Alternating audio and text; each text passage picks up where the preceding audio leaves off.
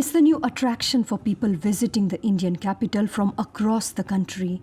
This statue of a freedom fighter, Subhas Chandra Bose, was inaugurated a few days ago by Prime Minister Narendra Modi, and people seem to like it.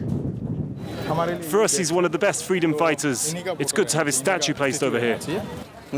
I feel so proud that the statue of the freedom fighter has been installed. It feels very good.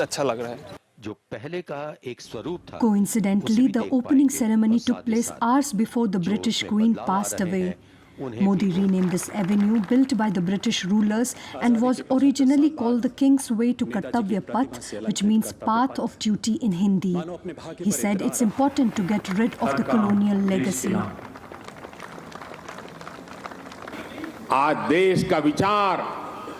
Today, the thinking and the behaviour of the country are both getting liberated from the colonial mindset. This liberation will take us to the goal of a developed India. For Indians, it's hard to forget the trauma of colonial rule even 75 years after they left. Historians say it was India's plunder that funded Britain's Industrial Revolution.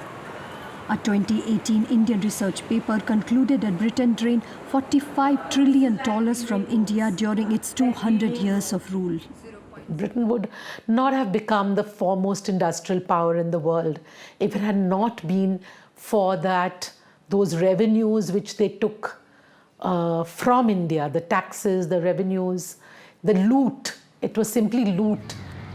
It's because of the brutal exploitation of India that the government says it would erase all traces of the colonial past, even laws. They have already repealed hundreds of British-era acts. But for this Supreme Court lawyer, the only way to evaluate laws is to see how well they serve society. We want a better law. It's not a question about whether we need as a human society is fitting or not. According to human rights, it's all right or not. According to fundamental rights, it's all right or not. That should be the test. Not colonization, decolonization is not the test now. While India still suffers from the lasting impact of colonialism, in September, it overtook the United Kingdom to become the 5th largest economy in the world.